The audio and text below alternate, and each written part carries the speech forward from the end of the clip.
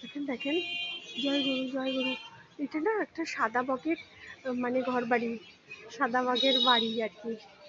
কত বক, কত আমাদের মানে হোটেলটার পাশে গাছটায় কত সুন্দর বকগুলি। হ্যাঁ বাবা যাই, যাচ্ছি যাচ্ছি, দাঁড়াও ভালো করে, দাঁড়াও দাঁড়াও যাচ্ছি। ও আচ্ছা, টোটো বুক করা হয়ে গেছে, যাচ্ছি যাচ্ছি। প্রত্যুষ নেমে যাচ্ছে। অনেক সুন্দর এসি রুম, মানে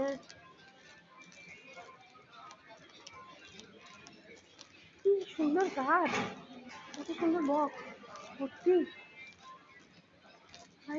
দেখলাম আজকে একটা।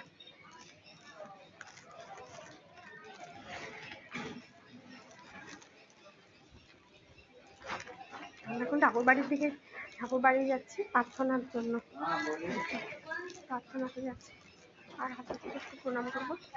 আমাদের এই সময় আমাদের আজকে আমাদের ট্রেন, আমাদের গরিব রাত।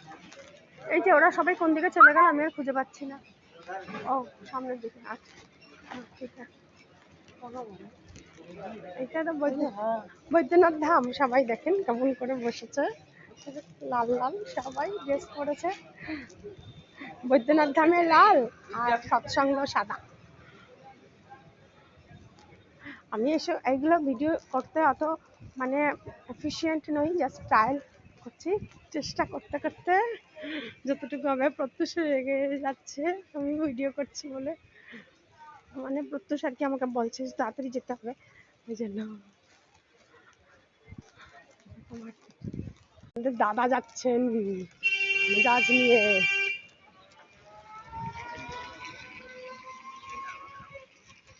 দাদা একটু জয়গুরু বলে দিন, ভিডিওতে অন আছেন। জয়গুরু অন আছে, অন আছে ভিডিও। জয়গুরু। এই যে এটা বৈদ্যনাথ ধামের পর রাস্তাটা, কি যেন বলে বাজারটার নাম কি যেন, গণেশ মার্কেট। গণেশ মার্কেট, গণেশ মার্কেটের পাশে আমাদের হোটেল। হোটেলের নামটা কি? Sarada hotel, Sarada hotel. এখন দেখেন সবাই কিরকম লাল লাল, ওরা বৈদ্যনাথ ধাম। এই যে এই যে এই যে লাল লাল, হ্যাঁ লাল দেখলে বুঝতে পারা যায় বৈদ্যনাথ ধাম।